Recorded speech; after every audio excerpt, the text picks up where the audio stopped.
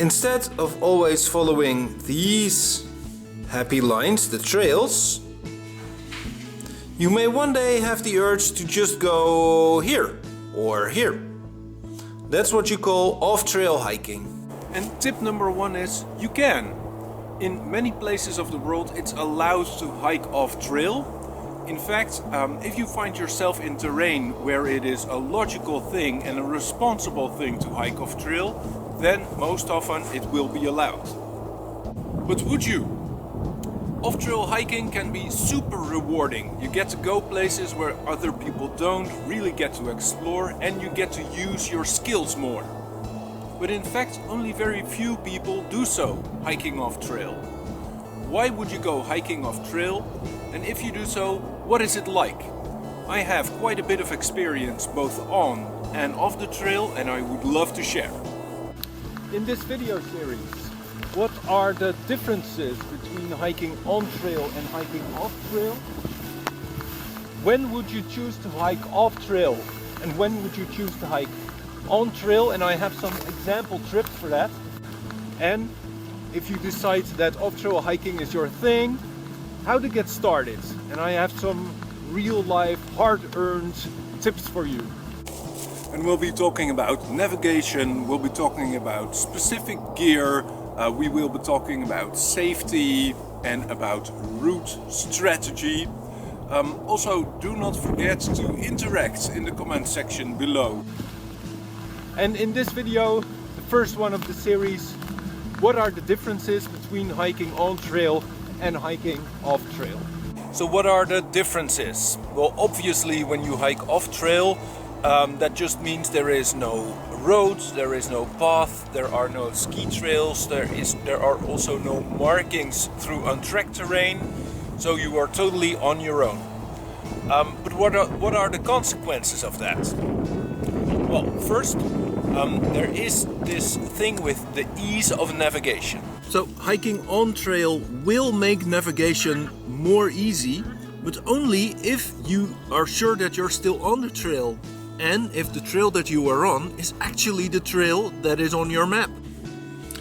So here, for instance, you see one clear marking on the map, and if you also see one clear trail in the fields in the place where you expect it to be, then you're good. If in the fields you all of a sudden have extra trails that are not on your map, then it can get really confusing. Off-trail hiking depends more on your ability to match what you see in the field with what you see on the map. So in theory, that would be more complicated. But off-trail hiking is less prone to things like route changes, wrong trail markings, trails that are not on your map but do appear to be there in the field. So there's pros and cons. Now it's good to realize that the things that are on your map that are almost always correct, bar a volcano eruption, is everything that is not a trail. So this mountain is not going anywhere, this river is probably also not going anywhere, but this trail over here could just as well not exist in reality. What helps is this. If you have used 1 in 50,000 scale maps before when on trail hiking, you have it much easier when hiking off trail, because you are used to guessing in the field what the distances are that you see on your map versus what you see in real life. So practice, practice, practice when you're on trail, and your off trail life will improve. And in general, I think you could say that in forests, in woods, it's always easier hiking on trail, and above tree line navigation is easier off trail, but depending on the tracks, the hiking itself can be easier on trail. In the mixed terrain that you see behind me, navigating off trail would be super easy. But this is vulnerable terrain. Also, it has a myriad of trails in it, so you wouldn't do it here. Many people will want to know what the speed difference is between off-trail hiking and on-trail hiking. Well, lucky for you, I measured, and not just once, no, many times. And I can tell you that across all different sorts of terrain, the speed difference is 40%. So if your on-trail hiking speed is a blistering 30 furlongs an hour, then that will drop to a mere 18 if you are off-trail. Things like circumnavigating angry animals, tacky underbrush, rivers where you didn't expect a river to be. Those things are all going to slow you down. So this also applies to you. Hiking off-trail is more dangerous than hiking on-trail. There's no getting around that.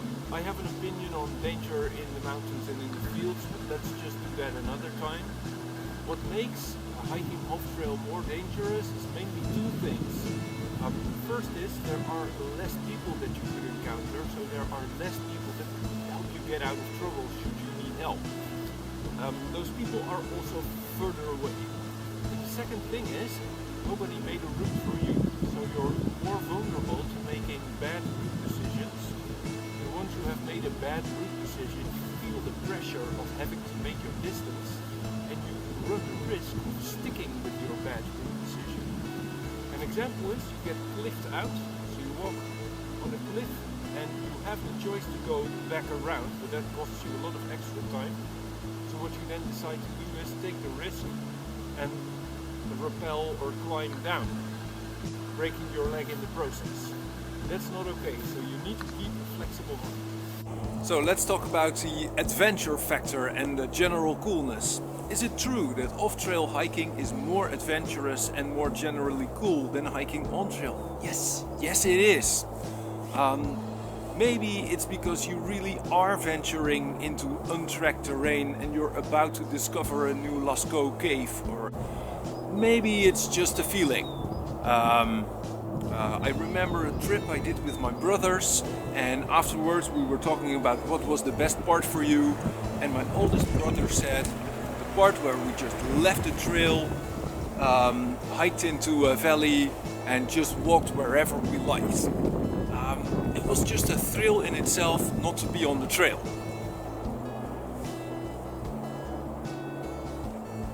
Now that said, trail hiking also has its perks. The trails most of the time are there exactly to make hikers happy.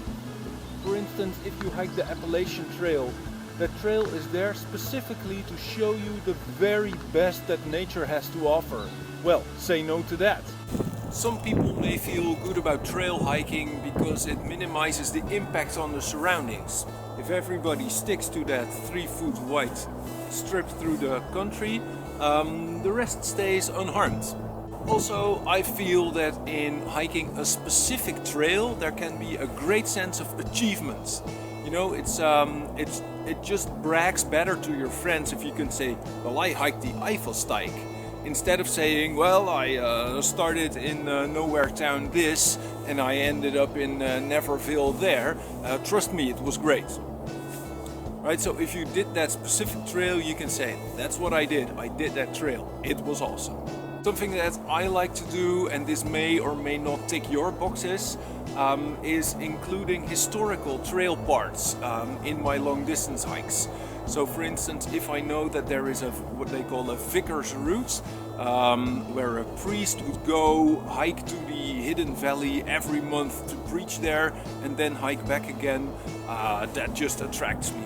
King this and this led his army to oblivion and certain death via this route. I just like that. Maybe you do, maybe you don't. So guys, as a wrap up, differences between trail hiking and off-trail hiking. There are a lot of differences. Both of these have their place. In the next installment I will talk about when would you choose to do this, when would you choose to do that. So please follow me along in this video series. Thanks for watching guys, and don't forget the comment section. See ya, Papa Hiker.